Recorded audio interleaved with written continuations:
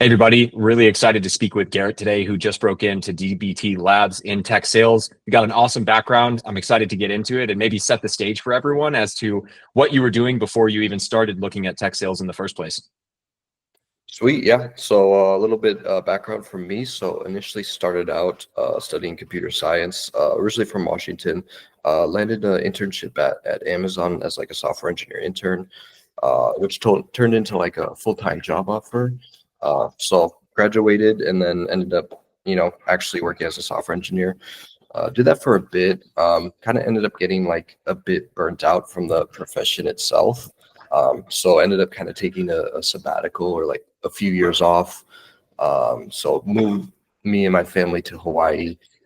Ended up landing like a sales role with a close friend of mine. So I did that for a bit, kind of fell in love with sales, really, really liked it, but then ended up wanting to go back to the mainland. So that's kind of where I discovered like tech sales. And so decided to transition into tech sales because my technical background. So that's where I discovered higher levels. So I ended up, jumping all in onto it. And I think it was about 3 months. 3 months it took me from start to finish. I ended up interviewing with a company called DBT Labs. That took about a month and a half. The interview process went really well. Yeah, and then I got an offer and then moved to Austin. So Yeah. I had a really solid interview experience with them. So super Yeah, excited. that's awesome. Well, we'll definitely probe into that because I know it's notoriously one of the most difficult interview processes we've seen. We've had several Mhm. students get final round that didn't get an offer, so you're the first person that actually broke through, which is awesome to see. I'd love to Mhm. maybe take a quick step back too. A couple of things really stand out. One, you worked at Amazon, so that's a huge like sticker of approval. I imagine that potentially, correct me if I'm wrong, can open doors. But on the flip side too, you also took a multi-year or longer than a year sabbatical and you're trying to break back into the industry, things of that nature. What went into your decision to say, hey, I do want to invest in training versus trying to go about it on your own? Yeah, I would say tech sales was like so much vastly different than my background, like to the point where I felt like I kind of needed some extra training. I also know that in the coding space, they do have coding boot camps, which I know a lot of people have attested to and said that they were great, like in terms of like breaking into the software engineering. So I kind of knew of the boot camp space, and I really liked it. I really liked the idea of it, just kind of like ramping up super quickly and learning the profession, like everything you need to know to actually jump in. So yeah, so I was already like really attracted to going towards a boot camp. So when I decided to go back in, I think boot camp was like my first choice. Nice. No, it's great to hear. And I think you have the right mindset too. That's the whole point Mhm. is it expedites that process versus trying to piece it together on your own. It's not necessarily, I mean, there's lots of great insights, lots of deep nuggets that I'm sure we'll get into as well. But that's really the whole purpose is shortening the timeline, really getting you the best result. And from Mhm. there too, with that decision to join higher levels versus the sea of options, was there anything that really made us stand out or made you feel confident moving forward with higher levels? Yeah, I would say the first thing is that specifically your background, how you have an engineering background. I think when I was like doing all my research and trying to figure things out, I never would have thought that anybody from an engineering background would have switched into tech sales because I just have never heard of it before, but it's actually like kind of common. So I kind of like that story like kind of resonated with me a lot. So I would say that was the main thing was just the fact that you had a engineering background, and then also maybe this sounds kind of trivial, but like your guys' website I really liked. I kind of come from like a web development background, so like I judge a product based off of how the website looks a lot. So I really like the website. I really like the layout and the course itself. So that was very attractive to me. That's awesome. The website is Chris's baby, so I'll make sure he sees this. Oh, He'll be nice. happy to hear that. But no, it's great. One of the things I'd love to tap into as well is you did Mhm. have several different interviews. So maybe just looking first and foremost at even getting noticed, what things you did to get several different interviews throughout your process. We'll start there and maybe look at other parts of the interview process after. Sure. Yeah, I would say a lot. I know this is just unique to me, but I do have like an engineering background. I know that the company I was at previously got my foot in the door. So that was definitely a part of it. And also, I would actually reach out to the people. I started doing like, like the emailing part. I think I started out doing that and then initially switched and transitioned into like purely LinkedIn. I would only just like friend request people. I kind of had a strategy where I would like pick a company that I vetted, looked into it a lot, and then find a bunch of people and then friend request all of them. And as soon as they accepted my friend request, I would message them. Because if they accept my friend request, that was kind of signaling to me that they're actually present on LinkedIn, they're actually using it. So I had a lot of response rates when they accepted my friend request, and I would immediately message them. So that kind of, I transitioned from email, which I didn't see a lot of success in, probably just because maybe my emails were not that good. Transitioning purely into LinkedIn. So that helped a lot. And then also doing like a follow-up message like a week after was really, that worked really well for me. I noticed my follow-up messages had like a lot of responses as well. Yeah, that's awesome. Really great advice out there too. And I think that's also what we would preach is different people. We have some students that come in and they cold call a manager and they find that works really well for them. Double and triple down on that.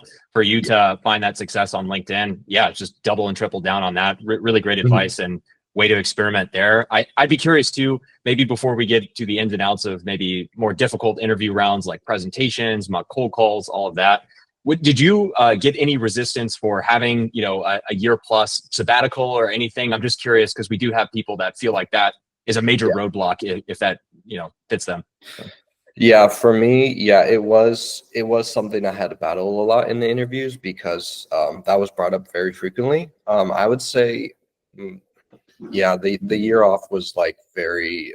I know that a lot of interviewers would ask on that, and I would just be honest and upfront and be like, hey, I took a break from tech and I'm ready to get back in. So yeah, that was brought up a lot. And also I moved to Hawaii and I was still in Hawaii. So that was every single interview. That was the first question. They're like, where are you at right now?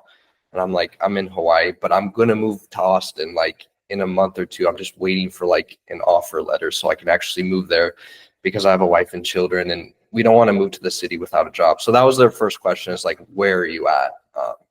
So I'd say my location and then the year or two off I took was like major hurdles I had to like kind of overcome or compensate for, I guess.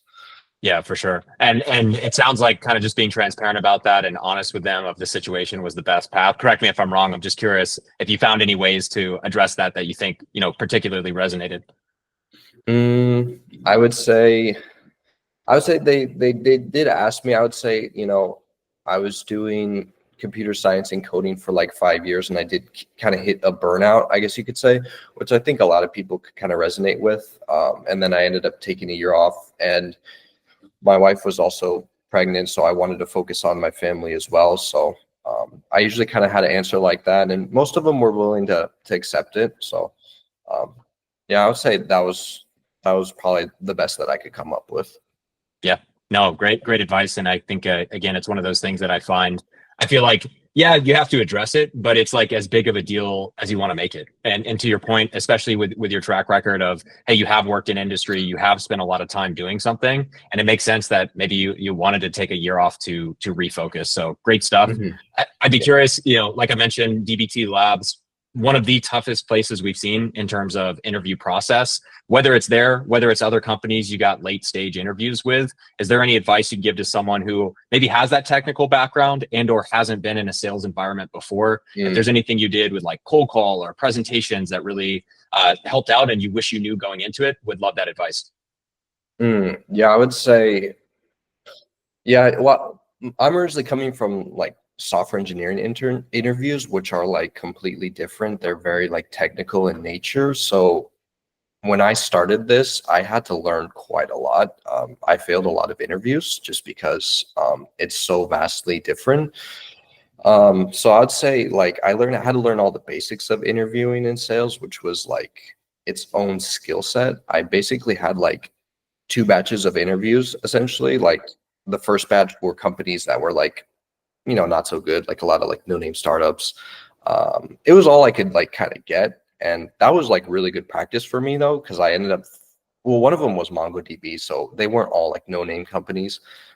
But having the first batch and failing all of them, I learned like so much and how to actually like do well in the interviews.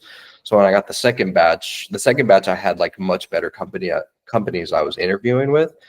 So I was able to like knock them out of the park like way easier than I did the first batch. So having kind of those practice companies helped quite a lot, I'd say, because I actually was able to kind of get good at it essentially.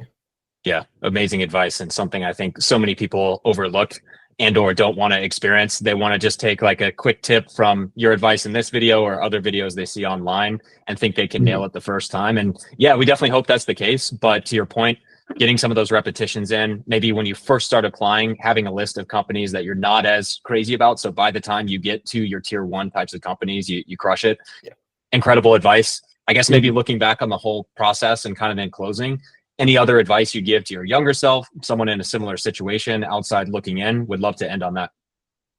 Yeah, I would say for the interviewing process itself, one of the things that I think helped a lot was like leaving a good first impression as soon as the interview would start. I noticed that was like very powerful.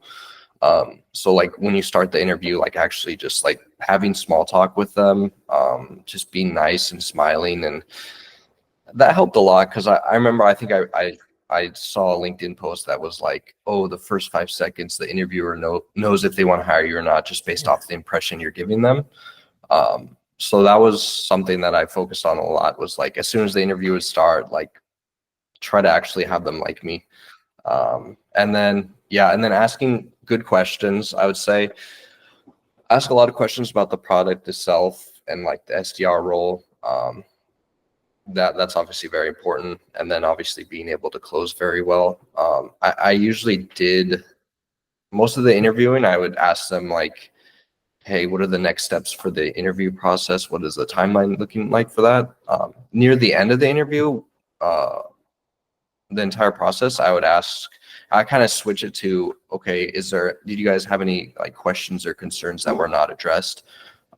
Which I had a lot better responses to. I think that was in the DBT interview. I asked that one and they liked that question a lot because it was kind of straight into the point. Yeah. So no, that's awesome. Yeah. Really great nuggets there. And yeah, it's the little things now. I mean, yeah, the market's competitive, but at the same time, I think so many people are just anxious to even get an interview in the first place. Going into these interviews, they're not even thinking about small things like that. And yeah, really great nuggets here. Obviously, if there's anything else that comes to mind, I'd love your input. This is a great conversation, but yeah, congrats again. Really excited for you and excited to see where the next 12, 24 months take you. Yeah, thanks. I appreciate it. I really, really enjoyed the course and it helped out a lot. I wouldn't have been able to do it without you guys. So.